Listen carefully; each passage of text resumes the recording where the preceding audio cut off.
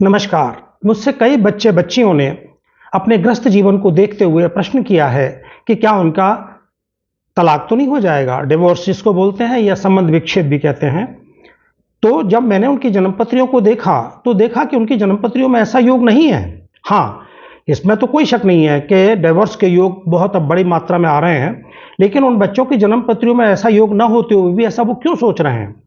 तो इसका कारण जो है केवल एक बात नहीं है। होता क्या है कि ज्योतिषाचार्य या स्वयं लोग देख करके, गुण देख करके ही शादी कर लेते हैं, जबकि तीन चीज़ों को देखना चाहिए। गुण मिलान करना चाहिए, जिसमें ग्रह मैत्री और बकूट बहुत आवश्यक चीज़ होती है, और इसके अलावा ग्रह मिलान करना चाहिए और लग्नों की मित्रता देखनी चाहिए। ये बहुत कम लोग देखते हैं। उसका परिणाम ये होता है कि ये स्थिति ऐसी हो जाती है। मान लीजिए कोई बच्चा या बच्ची क्रोध में है, तो वो दूसरे पक्ष पर क्रोध दिखाता है, तो दूसरा व्यक्ति ये समझता है कि भाई हमें डाइवोर्स लेना पड़ेगा। तो एक्चुअली क्या है, ऐसा नहीं होता। अगर किसी की जन्मपत्री में अपनी जन्मपत्री किसी आचार्य को दिखा लें और ये देख लें कि कोई डाइवोर्स योग तो नहीं है।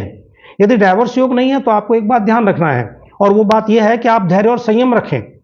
धैर्य संयम रखेंगे तो आपके गृहस्थ जीवन को कोई संकट पैदा नहीं होगा। हाँ, किसी की जन्मपत्री में अगर डिवोर्स योग है तो उसके घटित होने की पूरी संभावनाएं रहती हैं, लेकिन यदि दूसरे पक्ष की जन्मपत्री में भी ऐसा योग हुआ तो वो योग कट जाता है।